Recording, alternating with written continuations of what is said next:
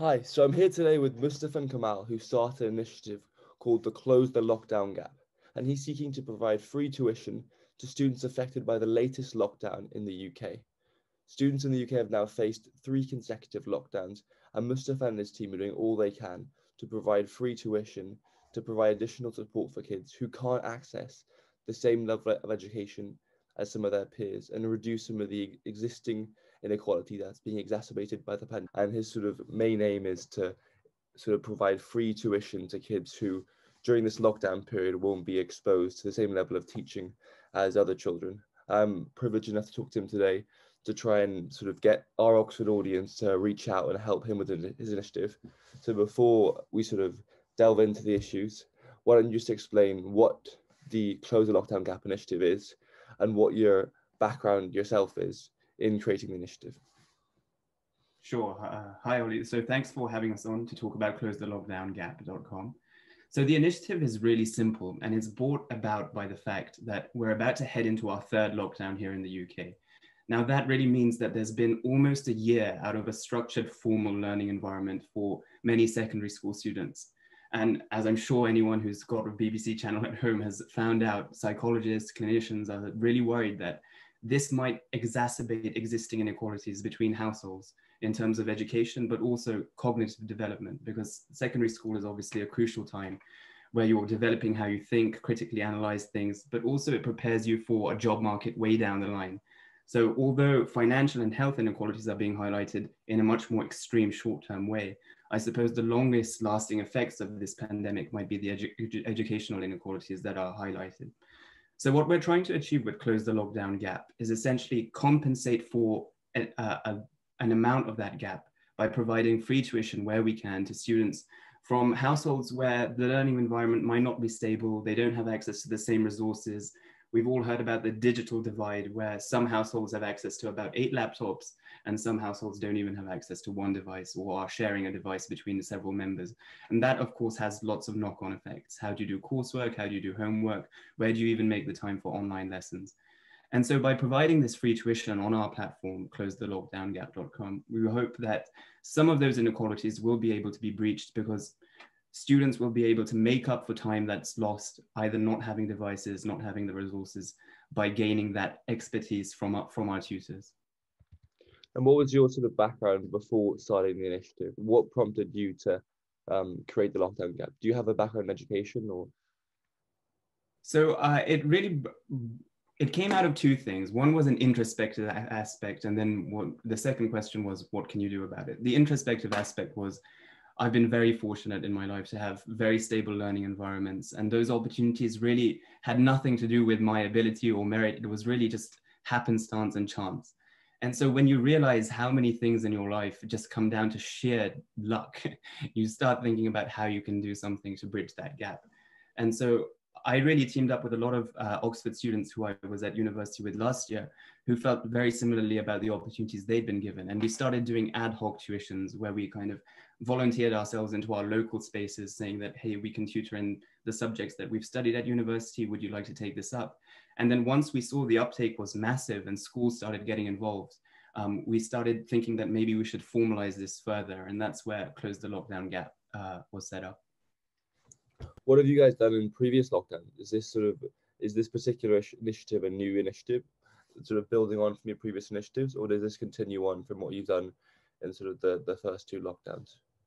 So I would say in the first 2 lockdowns, the people who started closethelogdowngap.com, mainly my brother and myself, we started doing individual tuitions, not on a kind of mass scale. And we didn't think that we were going to launch a website. We just said to anyone in our local area or through friends of friends in our kind of closed off networks, we said, if anyone requires help, we're more than happy to, because we understand that there are pressures. But now with the third lockdown happening, and almost a year outside of a formal structured learning environment, we thought it's time to ramp up efforts, because students are going to have their GCSEs and A-levels cancelled, and they're going to have teaching assessments, which obviously has its own ramifications in terms of independent schools versus state schools and that sort of thing.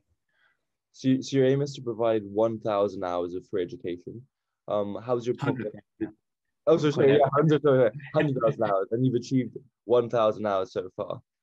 Yes, we started about 4 days ago, and the uptake has been enormous, and the pledged hours go on for a bit, but we've been able to organize about 1,000 hours of tuition so far. Where is most of your tuition coming from? Is it coming from students or teachers?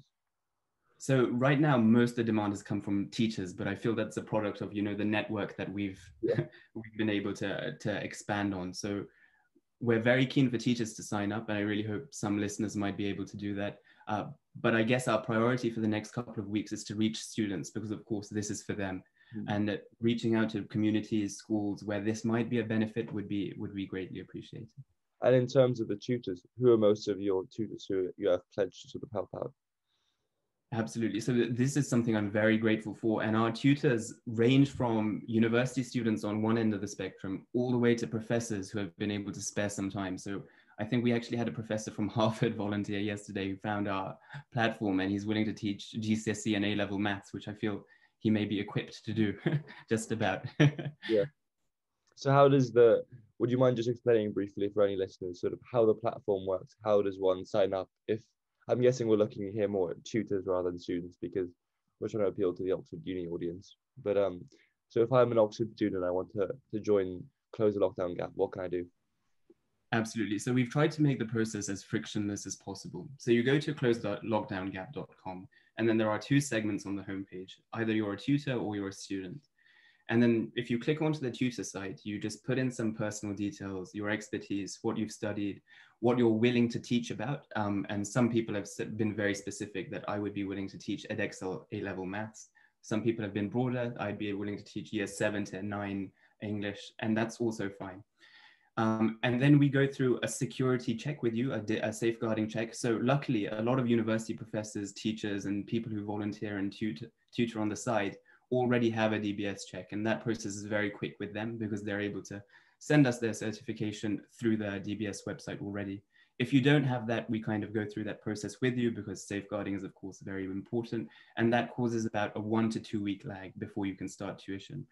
And then once we have those details, we match you up with a student who similarly has said, I would like help with photosynthesis GCSE, and then biology. And then you'd kind of match those two up, and we'd send a Zoom invite to them, and hopefully the tutorial goes well.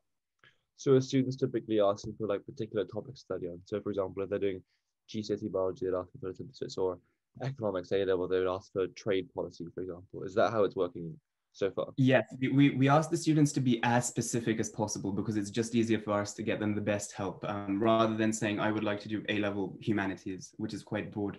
If they say, like you said, trade policy, economics, A-level, AQA, that would be ideal for us because there are lots of tutors who have, first of all, done the exam, but are more than equipped to teach it as well. And what sort of time commitment are you looking for from students? Because I think that's probably one of the sort of biggest fears that students have, or one of the biggest reasons for not joining would be sort of, I've got an Oxford degree to do. I'm quite pressed sort of with my commitments currently. I'm not sure if I have the sort of time to get involved. So absolutely, we're really running on goodwill here. So anything upwards from 30 minutes is more than fine for us. We find that a lot of the students from year 7 to 10 are okay with 30-minute tutorial sessions, and that's fine for them. So if you have a spare 30 minutes, that's more than welcome. And on our website, you're able to highlight your time commitment, and it could be one slot all the way up to thousands of slots. And the most we've had, I think, is someone who committed a potential of 78 hours of tuition, which I don't think we'll be able to exhaust, but it's, again, much appreciated. What's the sort of, can you, for example, if you want to, for example, tutor one student over the entire period, is that possible? Of course, exactly. So our job is really to be a bridge between the resources and the students. And so if a student likes the way that they're being taught with this tutor, they can either arrange it through us or independently. We really do not mind, because the main aim for us is to just get those educational resources to people who perhaps don't naturally have access to them. Which universities have been most sort of key on the uptake so far? Who's, I guess, the most philanthropic? So Oxford has been very, very generous with their time, but I have to say there is a selection bias there because most of the people who started this initiative went to Oxford. And LSE has also been pretty high on the uptake. And what are your thoughts on sort of government policy more generally regarding education? Do you think the government's right to be closing schools, and what do you think the government can do to better serve these kids who you're trying to support with your own initiative? So I would say the stunning thing for me during this lockdown, and it's a broader point about inequality, is that the UK is the 5th biggest economy in the world. It's the 5th richest country in the world. And I think it's just an absolute travesty that we're not able to provide such basic amenities to so many parts of the population. The fact that we're having to fundraise for the NHS independently, the fact that we're having to do independent tuitions, it just shocks me. And the one thing that I've noticed is that whenever we've spread the word about this initiative, closethelockdowngap.com, where we always get comments and messages from people abroad who are absolutely stunned because if you're in, for example, Pakistan or India, and poor governance and lack of resources is kind of the course in normal times, let alone a pandemic, you would expect this. But in a country which prides itself on being at the forefront of the fight against COVID in medical terms, but also in the forefront of technology, education in some senses, the fact that this inequality exists is really, really startling. And so, although this is not a political initiative, I feel the fact that it exists is a comment on perhaps the state of affairs today. Yeah, no, I think that's very true. I think that's sort of all the questions I have. Do you have any final comments you want to make, or sort of pleas, I guess, to anybody listening or viewing? So lots of pleas. I hope I've made a convincing case on why we would really benefit from your help. I'd also say that we're very grateful for the support that we've already received. And if we can keep this going, I hope we'll be able to bridge the lockdown gap. Thank you. That's amazing. Thank you very much. I appreciate it.